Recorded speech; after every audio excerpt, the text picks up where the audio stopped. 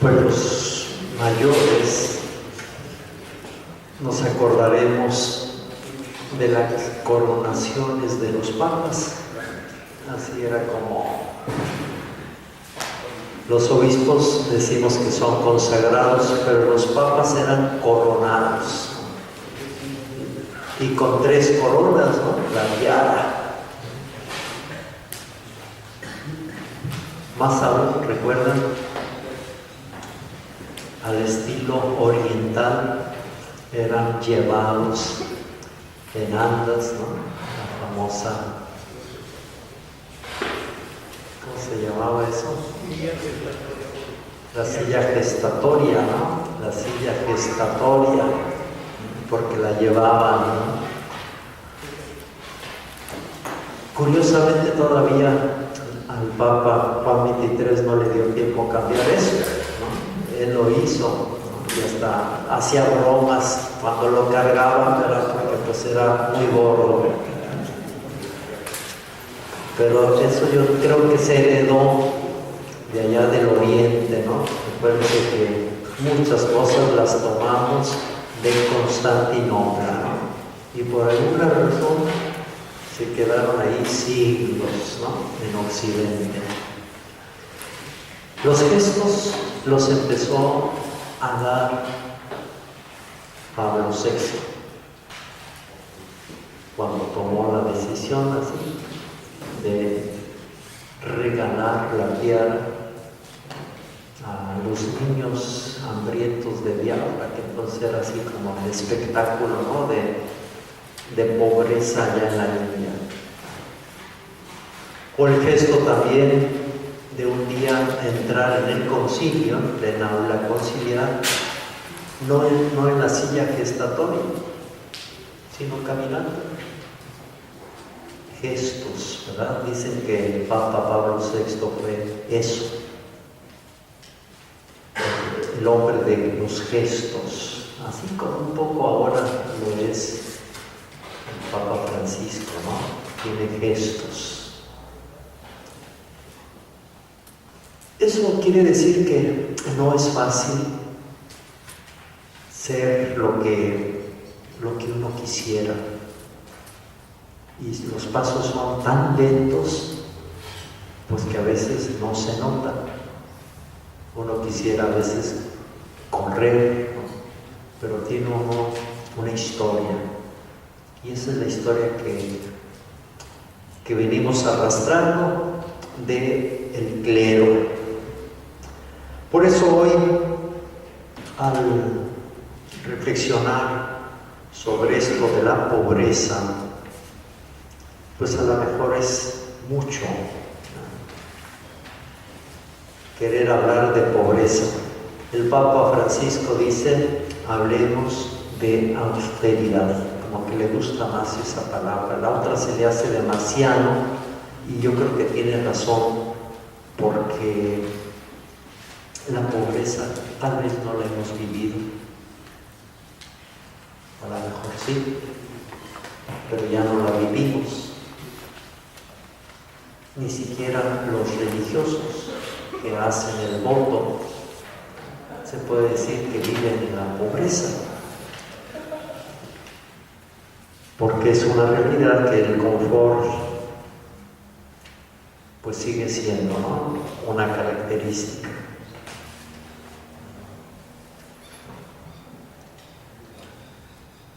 Los antiguos padres ponían los 4 primeros concilios al lado de los 4 evangelios, y yo creo que eso era como para darle una autoridad a lo sinodal, ¿no? Como decir, así como el evangelio es camino, así también lo que vamos ahora descubriendo en los momentos presentes para nuestras iglesias es camino. Y en ese sentido, desde el Concilio Vaticano II, en América Latina, las asambleas plenarias, ¿verdad?, del episcopado latinoamericano empezó a sentirse así. Especialmente podríamos decir la segunda, ¿no? La primera es hermosísima, ¿no? Esa de Río de Janeiro, pero por una cosa, yo digo que esa reunión es buena o es digna de recordarse, todavía está antes del concilio, y la gran preocupación era que no había clero en América Latina. Fue cuando surgen allá los voluntarios del Papa, ¿no? Que empiezan a mandar de todas partes, sobre todo de Estados Unidos y Canadá, voluntarios del Papa por la carencia del clero en América Latina. Pero el gran regalo de veras de Río de Janeiro fue la creación del CELAC. Y eso fue un regalo de Zamoré, el cardenal Zamoré, que había sido delegado, ¿verdad? ¿Cómo le llaman? Delegado, nuncio, ¿no? Allí en Colombia, ¿no? Entonces, él conocía la realidad, después era de la CAL y ahí fue, junto con el cardenal delegado pontificio, a esa fue algo así como Pietrasanta, creo, Bueno, pero gracias a Zamoré dicen que se logró formar el CELAC, ¿verdad? Ese consejo fue uno de los grandes aciertos de Río de Janeiro. El otro fue la conformación de las conferencias episcopales, que dio más trabajo, ¿no? Cuando viene Medellín, ya después del concilio, Medellín se convierte de veras en el gran concilio Vaticano II para América Latina.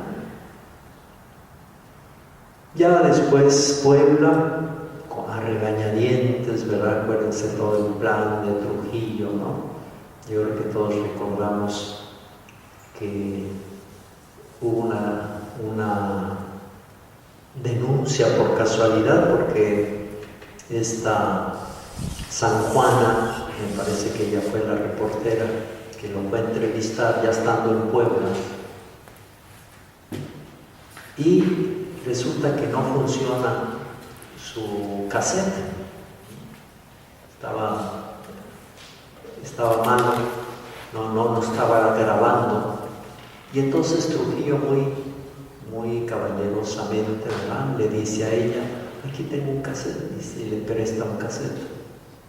Se graba una parte, en una cara, y resulta que en la otra cara tenía dictada una carta del plan que iban a realizar en la conferencia, ¿no?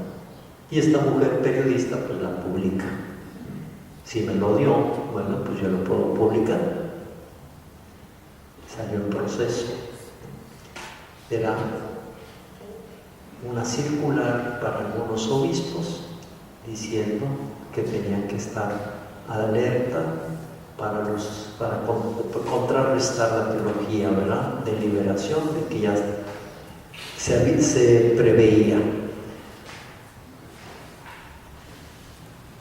Después vendrá Santo Domingo, y allí ya Santo Domingo, de veras, si es recordado, es por lo de la inculturación, por el nombre y no otra cosa. ¿Por qué les digo todo esto?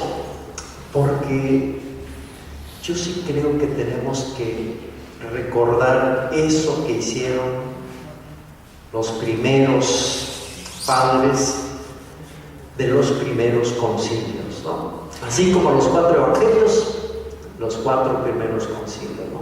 Así como tenemos los evangelios y esos concilios, podríamos decir, ¿cómo no olvidar este esfuerzo de nuestra iglesia latinoamericana por ser fieles, ¿no? Y allí yo diría no olvidar no solo el Concilio Vaticano II, sino Medellín y Puebla.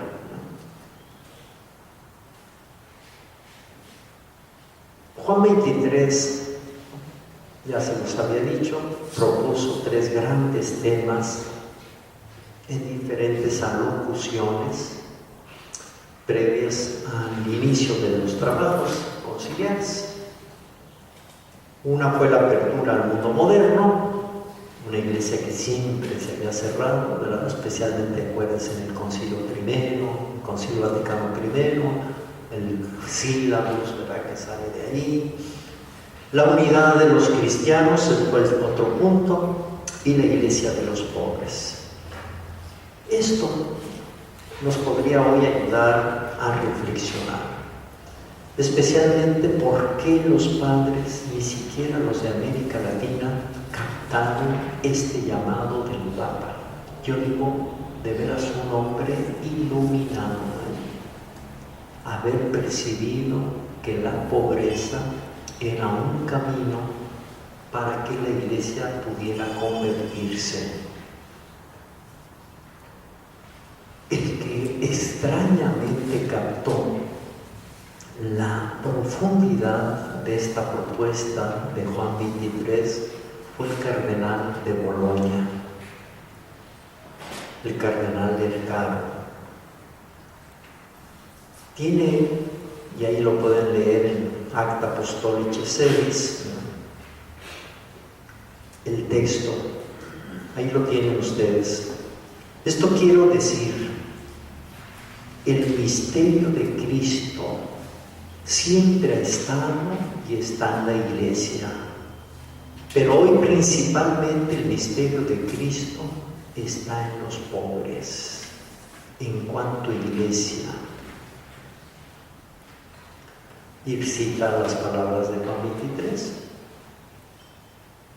La iglesia ciertamente es de todos, pero primeramente es iglesia de los pobres.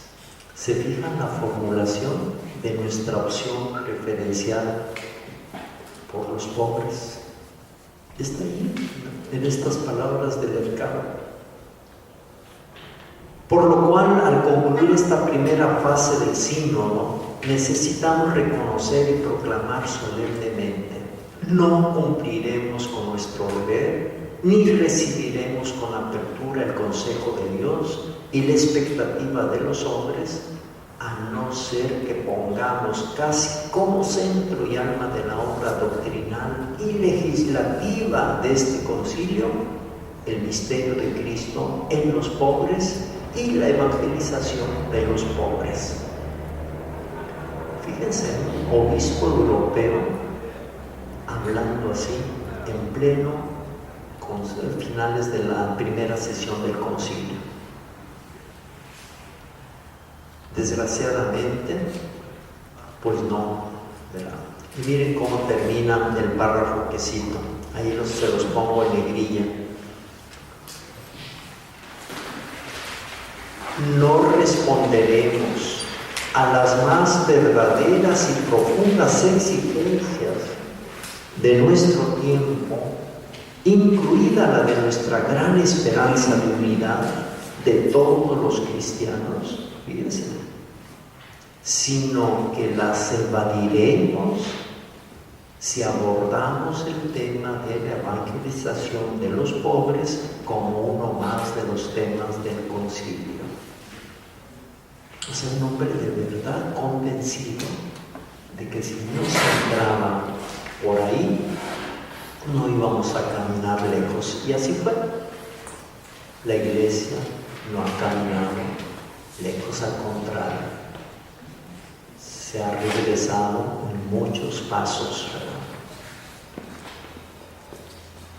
Fue Pablo VI, otra vez, ¿verdad?, que dio un signo.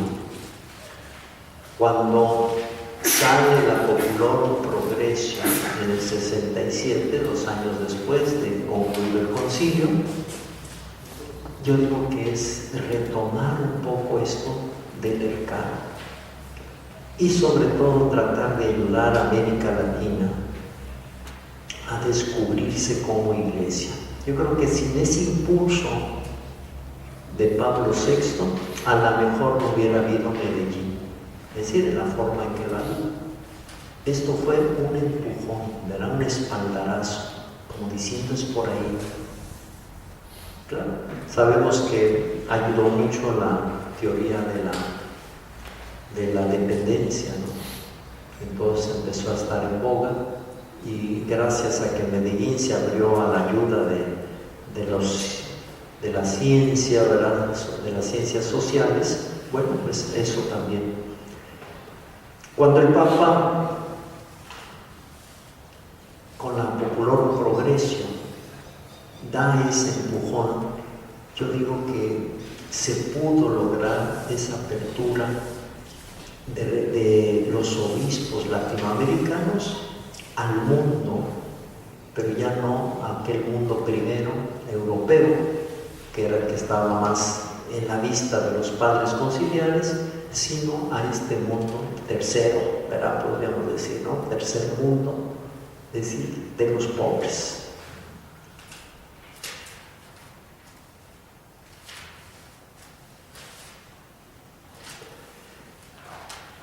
Curiosamente, se habló Lecaro, se circuló un librito de un padre, hermanito de Jesús, ¿verdad? Que estaba en Nazaret, hablando precisamente de la pobreza, pero los obispos no captaron el mensaje. Lo más que se logró fue eso que nos decían los obispos brasileños, el pacto de las catacumbas. Y eso, uno de los grandes impulsores fue precisamente don Elder Camara. Y por eso les decía que no lo había puesto allá, ellos lo anexaban, ya lo tenía yo aquí en este texto. Si quieren, vamos leyéndolo para que sepamos qué fue ese famoso pacto, ¿no? El pacto de una iglesia servidora y pobre. Si quieren, ahí nos podemos circular el micrófono y el que guste ir leyendo un párrafo.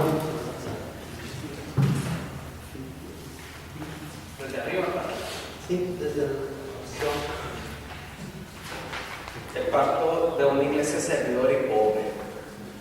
Nosotros, obispos, reunidos en el Concilio Vaticano II, aclarando las deficiencias de nuestra vida de pobreza según el Evangelio, estimulándonos unos a otros en una iniciativa en la que cada uno de nosotros desearía evitar la personalización y la presunción, unidos a todos nuestros hermanos del episcopado, contando sobre todo con la gracia y la fuerza de nuestro Señor Jesucristo, con la oración de los fieles y de los sacerdotes de nuestras respectivas diócesis, colocándonos de pensamiento y oración delante de la Trinidad, delante de la Iglesia de Cristo y delante de los sacerdotes y fieles de nuestras diócesis, en la humildad y en la conciencia de nuestra debilidad, pero también con toda la determinación y toda la fuerza que nos quiera dar Dios por su gracia, nos comprometemos a lo siguiente. Trataremos de vivir según el estilo ordinario de nuestro pueblo en lo que concierne a la habitación, alimentos, medios de transporte y todo lo que de ahí se derive. Renunciamos para siempre a la apariencia y realidad de riqueza, especialmente en los bienes, propiedades y vestidos ostentosos, en las insignias de materiales preciosos. Estas deben ser señales efectivamente evangélicas, ni oro ni plata. No poseeremos inmuebles, ni cuentas bancarias, etc. a nuestro nombre, y si fuera preciso poseer, pondremos todo a nombre de la diócesis o de las obras sociales o caritativas. Cada vez que fuere posible, confiaremos la gestión financiera y material de nuestra diócesis a una comisión de laicos competentes y conscientes de su papel apostólico, en vista a que seamos menos administradores y más pastores y apóstoles. Rechazamos ser llamados oralmente o por escrito con títulos que signifiquen grandeza y poder, eminencia, excelencia, monseñor. Preferimos ser llamados por el nombre evangélico del Padre.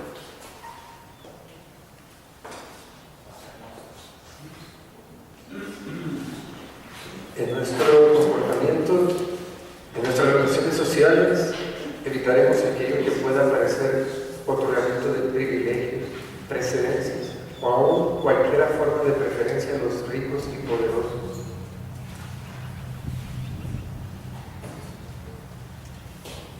Del mismo modo evitaremos lisonjear o estimular la vanidad de quien sea en vista o recompensar o a solicitar dádivas o por cualquier otra razón.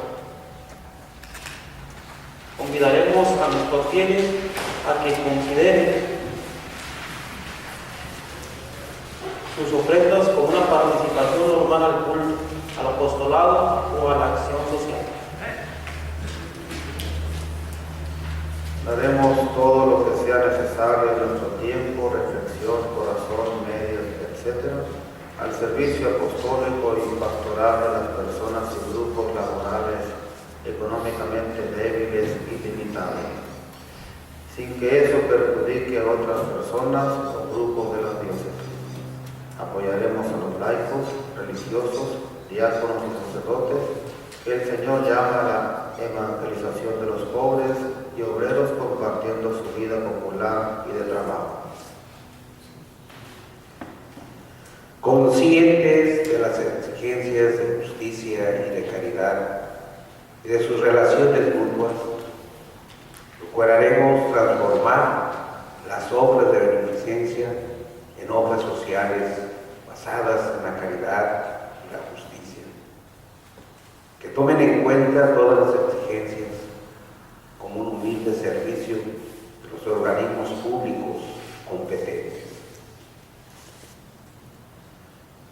Pondremos en obra todo lo necesario para que los responsables de nuestros gobiernos y servicios públicos decidan y pongan en práctica las leyes, estructuras e instituciones sociales necesarias para lograr la justicia, la igualdad y el desarrollo armónico y total del ser humano, todo y de todos los seres humanos, y consecuentemente el advenimiento de otro orden social mejor y digno de los hijos de Dios.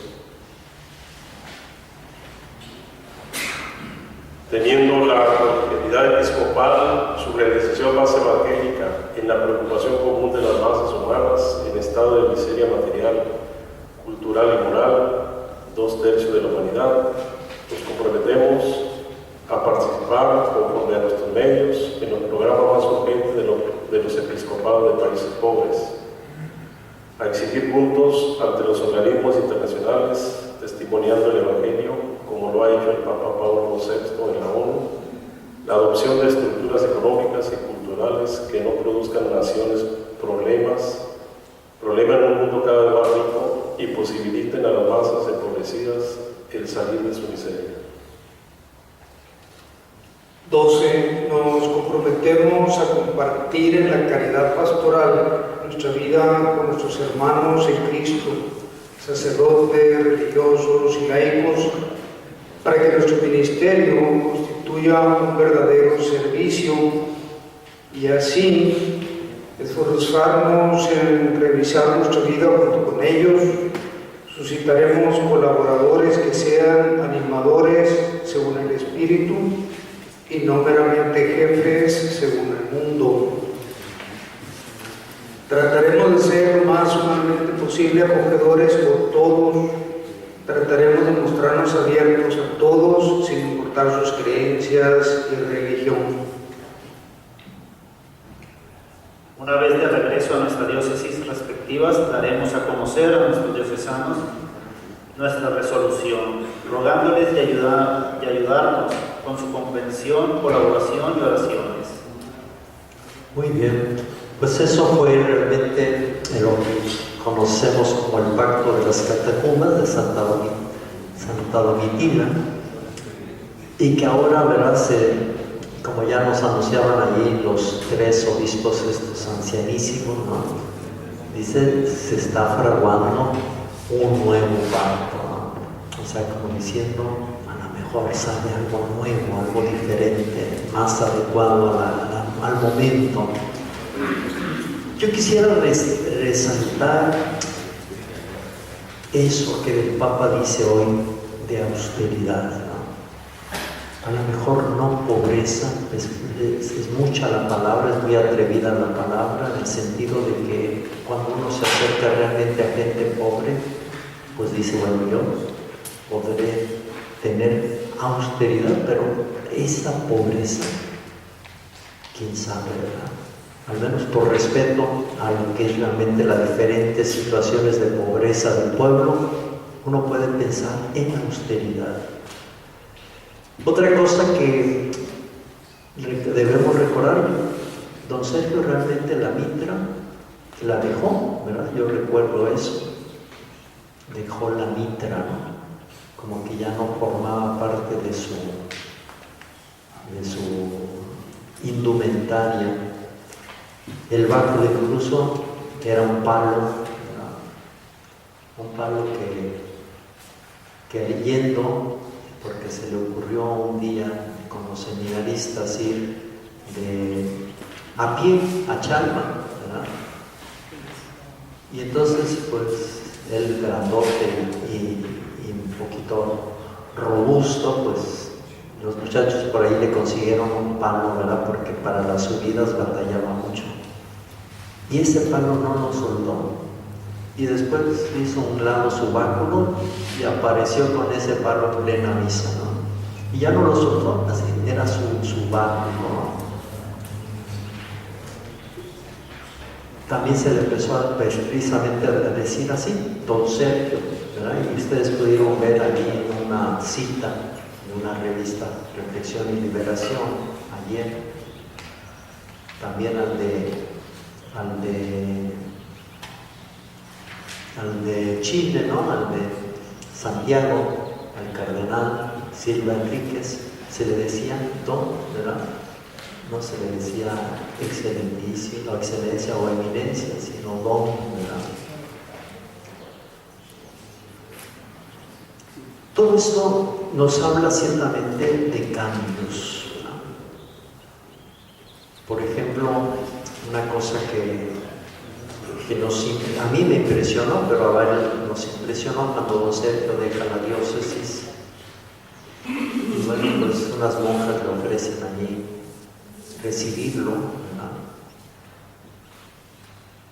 Entonces le empezamos a ayudar a cambiarse, y donde vivía, lo que era su recámara, ¿verdad?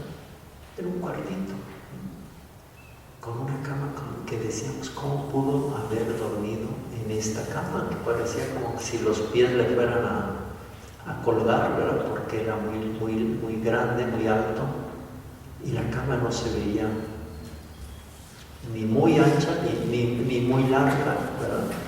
Más bien angosta y corta, pero sí un testimonio, ¿no? De hecho, él no tenía cocina ahí, iba a comer con nosotros en el convento, allí de la catedral. Todo eso, yo digo, son signos, ¿no? Fíjense allí en el número 9, ahorita se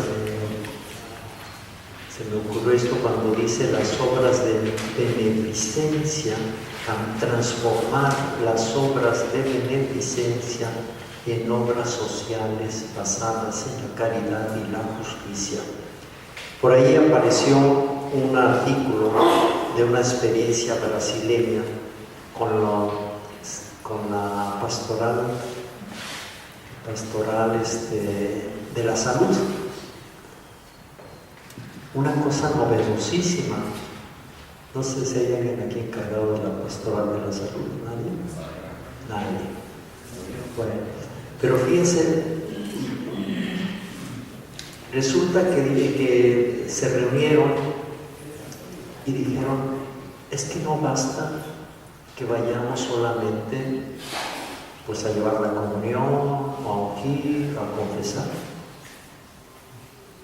Tenemos que apoyarnos en otras áreas y entonces deben formar parte de la pastoral de la salud, pero necesitamos, por ejemplo, gente que pueda tramitar la cuestión, digamos, de cómo se recibe al enfermo, de cuidar los derechos del enfermo,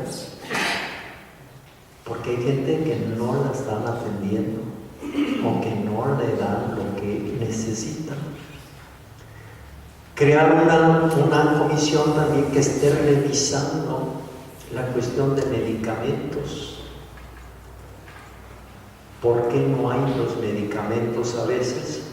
¿O por qué, ¿verdad?, se les tardan los medicamentos?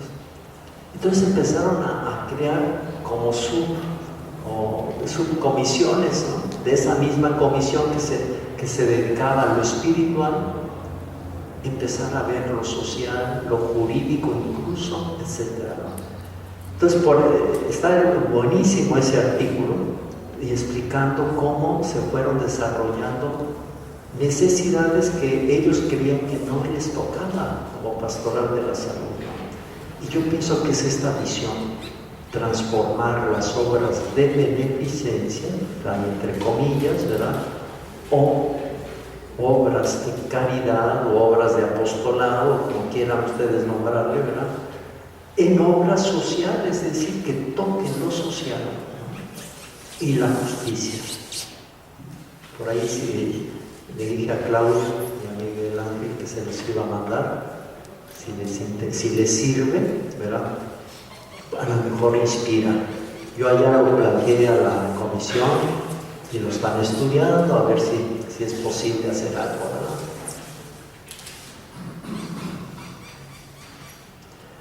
Bueno, pues ya sabemos que ese compromiso de los obispos funcionó y tuvimos, gracias a Dios, el testimonio de varios obispos, ¿verdad?, firmantes, entre ellos ciertamente aquí don Sergio y don Elder Canadá. Por ahí les pongo una cita de San Agustín en algo que nos toca en la pobreza, ¿no?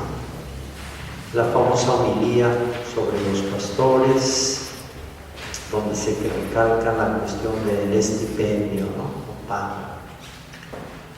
Y dice así: de estos pastores que se apacientan a sí mismos y no a las ovejas, se dice aquí lo que buscan y lo que por el contrario olvidan.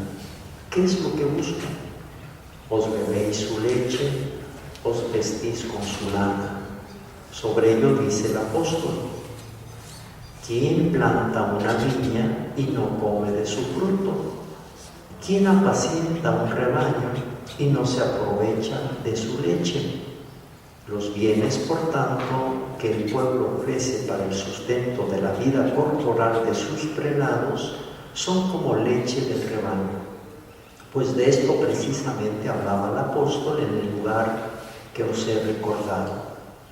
Si bien el apóstol eligió para sí trabajar con sus propias manos, con el fin de no tener que buscar ni tan solo la leche de sus ovejas, afirmó con todo que tenía derecho a recibir esta leche, como lo había establecido el Señor al decir que quienes anuncian el Evangelio vivan del Evangelio.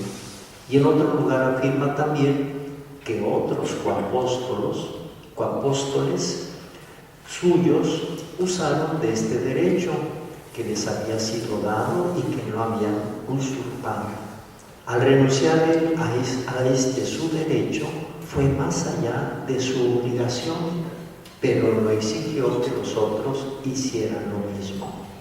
Y más adelante, en el mismo capítulo, dice así: al socorrer mis necesidades habéis obrado bien, pero para mostrar qué era lo que él buscaba en el bien que habían realizado, y con el fin de evitar que se introdujeran entre ellos algunos que se apacentaran a sí mismos, no a las ovejas, les da a entender que no se alegra tanto de la ayuda que ha recibido, cuanto se felicita por el bien que ellos han realizado. ¿Qué es pues lo que él buscaba en la acción de ellos? No busco regalos, dice, sino rentas que se vayan multiplicando a cuenta vuestra. No persigo saciarme yo, sino que deseo que vosotros no quedéis sin dar fruto. Bueno, este es otro aspecto que toca nuestra vida ministerial en este renglón de la pobreza o austeridad. Medellín, por ahí entresaqué algunas cosas, ¿verdad? Y yo creo que en una de las ponencias, precisamente, lástima que de Medellín casi todos conocemos nada más las conclusiones, pero hay ponencias buenísimas, ¿verdad? En una primera edición se hicieron 2 folletitos, uno de las conclusiones y otro de las ponencias, ¿no? Hay una buenísima de don Samuel Ruiz y esta de Pironio, ¿verdad? Fíjense cómo lo dice el cardenal Pironio. Por esencial fidelidad al Evangelio y por solidaridad con los hombres y pueblos de nuestro continente, la Iglesia de América Latina se siente hoy llamada a dar un testimonio particular de pobreza. A mí lo que me llama aquí la atención es las 2 palabras, solidaridad y fidelidad al Evangelio. Fidelidad al Evangelio, solidaridad con los hombres. Eso es lo que dice, nos lleva a dar este testimonio de pobreza, ¿no? Y al final, así lo señala, se siente urgida por el Espíritu del Señor, que la envía a llevar la buena noticia a los pobres, anunciar a los cautivos la liberación y la vista a los ciegos, a dar libertad a los oprimidos, consciente de que su reino no es de este mundo. Proclama felices a los que tienen alma de pobres, porque a ellos les pertenece el reino. Experimenta por eso la necesidad de verse libre ella misma de ataduras temporales que la comprometen, desprendida de bienes innecesarios que la paralizan, ¿no? Yo creo que hay una buena formulación que el cardenal estaba presentando muy claramente a los obispos reunidos en Medellín en esa ponencia, ¿verdad? Ya de las conclusiones, en el número 14, perdón, en el documento 14, en el número 12, dice así: deseamos que nuestra habitación y estilo de vida sean modestos, nuestro vestir sencillo, nuestras obras e instituciones funcionales, sin aparato ni ostentación. A mi obispo recién llegado, el gobernador, luego le dijo: mira, está muy mal su oficina, queremos ponérsela al día. Y entonces en la reunión de consultores nos dijo: pues es que el gobernador quiere hacer esto, si yo no sé si quiera después cobrarle, ¿no? Ya hasta la pregunta sale sobrando, ¿verdad? Pero entonces él dice, ¿qué hago? Y yo le digo: pues hay que ver qué dice el Papa, ¿no?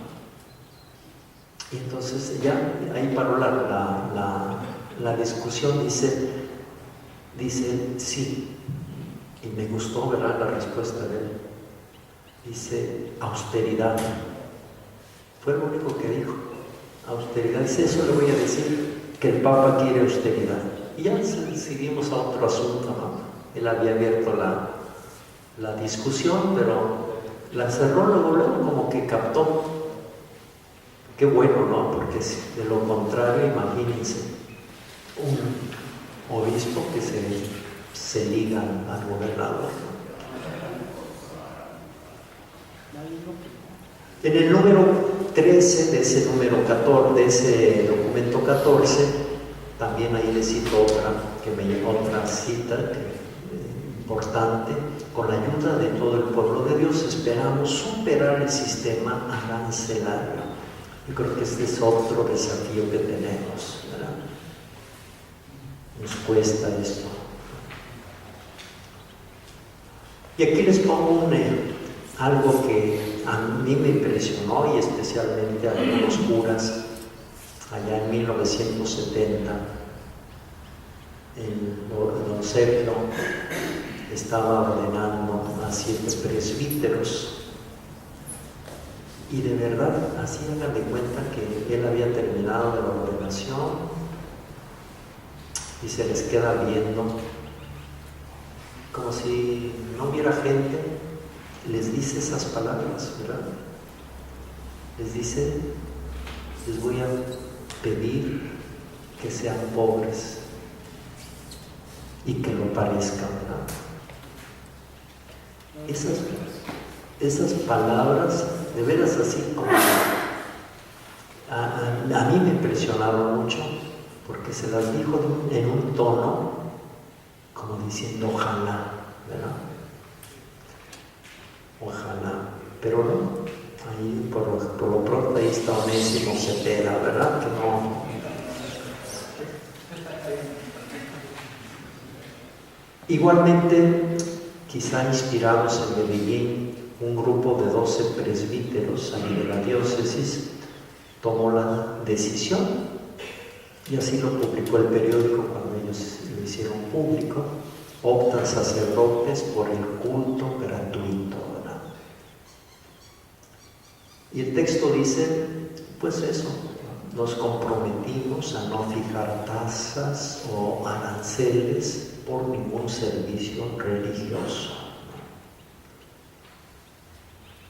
y dar gratuitamente lo que hemos recibido gratuitamente.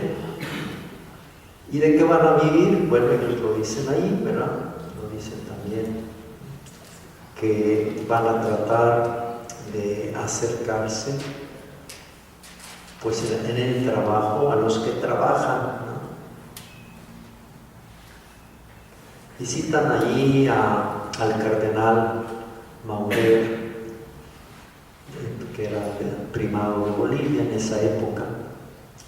Dice: estamos de acuerdo en que, y la cita dice así: para ejercer el ministerio quizá no necesitemos más que una mesa, son palabras textuales del cardenal, un par de manteles, 2 cirios, al pueblo delante y la palabra de Dios que vaya en los corazones, ¿no?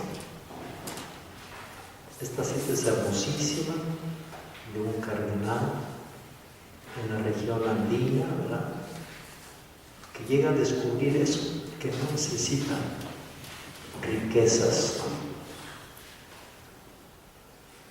Bueno, los compromisos, como pueden ver ahí, son 4. Renunciamos a fijar o exigir cuotas, aceptamos la ofrenda voluntaria por servicios libremente, nos comprometemos a presentar periódicamente las cuentas, ¿verdad?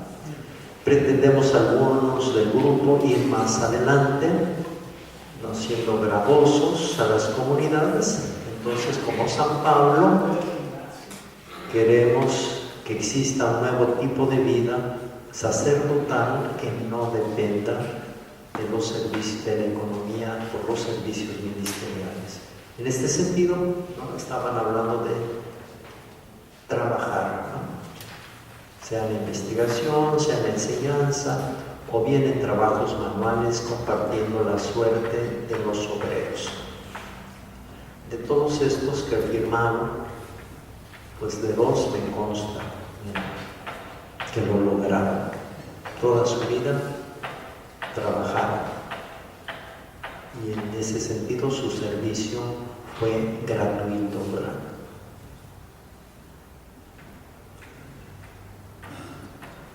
En Catedral ahí de Cuernavaca, cuando vayan,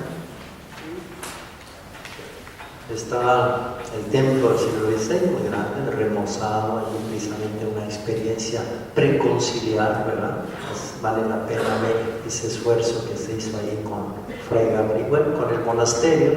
Fray Gabriel le tocó más bien como arquitecto diseñar lo que Le Mercier, que era un gran liturgista, y don Sergio, que lo era también, un conocedor, lograron transmitir a Fray Gabriel, recién ingresado al monasterio y recién egresado de la Facultad de Arquitectura. Hay al entrar al convento, hay un mural en la puerta, así en el frontis del convento, arriba de la puerta principal, un mural del siglo XVI. La señal generalmente es que están en blanco y negro, ¿verdad? Es generalmente característica que son del siglo XVI, ¿no? Y está la primera escena, el Francisco en la revelación, recuerdan allá, ante el Cristo de San Damián. Está diciendo, está de laico ahí, ¿verdad? Es de eso. Y entonces en el otro extremo está precisamente cayéndose, ¿no? Cayéndose la iglesia, y él ya está vestido con su hábito, está deteniéndola, ¿no? Pero abajo está el sueño de Inocencio III, dándole la regla precisamente a él y a sus compañeros, o aprobando la regla más bien. Digo esto porque, si ustedes se acuerdan, en el librito de Leonardo Boff, Francisco Ternura y Vigor, ¿verdad?, saca a colación algo que no es histórico, pero bueno, al menos yo no lo he visto comprobado, pero él lo hace bonita alegoría, ¿no? ¿Recuerdan cuando está tendido o preparan el cuerpo de Inocencio III? Inocencio III es el papa más poderoso, más que Gregorio VII, ¿verdad?, que pudo deponer reyes, ¿verdad? Inocencio III, el más poderoso de la historia del papado, el más rico. Y contrasta con el hombre más pobre, ¿verdad?, Francisco de Asís, que esa imagen tenemos. Bueno, Boff hace una alegoría en ese librito, que están preparando al Papa para que vengan todos los reyes, príncipes, ¿verdad?, a darle pleitesía antes de su entierro. Y bueno, pues le ponen todas sus alhajas, ¿no? Francisco, que no puede hospedarse en ningún lugar porque no tiene dinero, entonces se queda en un rinconcito por ahí, ¿verdad? No lo ven, ahí queda dormido. Cuando se desprenden los ladrones, ¿verdad?, y despojan de todo al Papa, ¿no? Como todo era rico, pues todo le quitan, dejándolo en cueros, ¿no? Y entonces el más pobre, dice Leonardo Boff, lo cubre con su manto, ¿no? Manto pobre. La alegoría sería, es como decir que la iglesia va a poder cubrir sus vergüenzas cuando haya pobres, ¿no?, como Francisco. Ese es el mensaje, ¿no? Del Papa Benito XVI no se puede decir que era pobre, pero dicen que sin duda va a ser declarado doctor de la iglesia. No le va a tocar otro título más que ese, ¿no? Dicen que ha sido el papa más inteligente, más docto, ¿verdad? Entonces, bueno, tendremos un papa doctor de la iglesia sin ser santo. Y por último, ahí les pongo algo de Puebla, ¿no? La iglesia debe revisar sus estructuras y la vida de sus miembros, sobre todo de los agentes de pastoral, con miras a una conversión efectiva. De Santo Domingo también, ¿verdad? Él nos desafía a dar un testimonio auténtico de pobreza evangélica en nuestro estilo de vida y en nuestras estructuras eclesiales, tal como Él lo dio.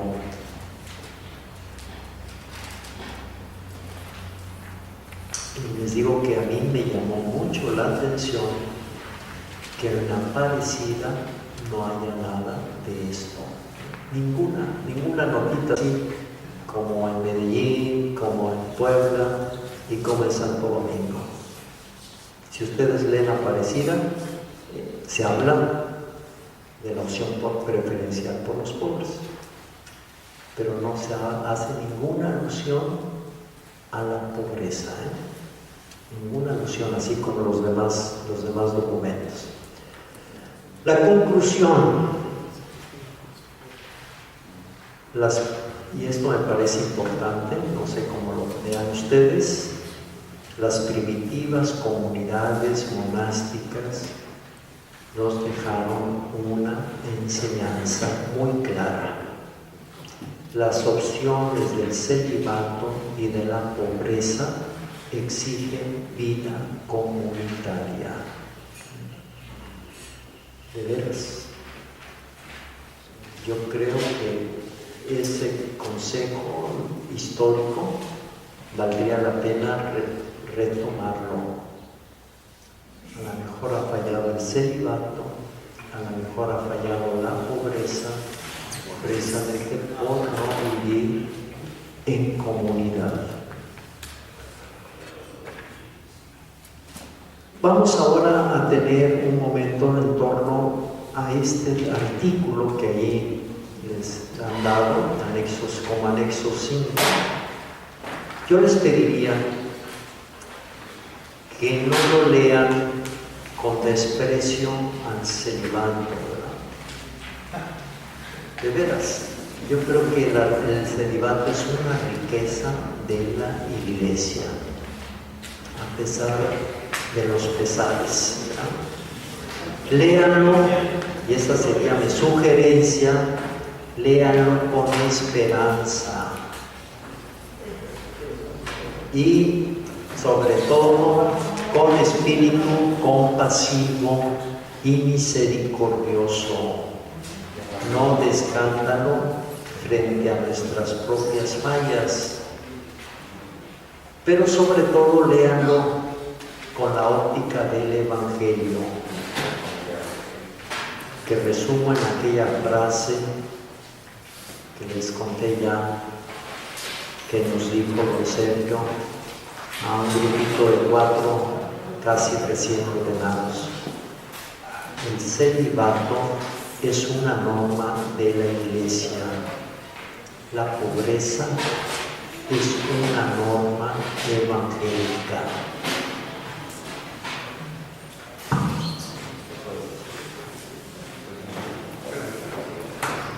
Pues vamos a trabajar. ¿Cómo vamos a trabajar? Tacho.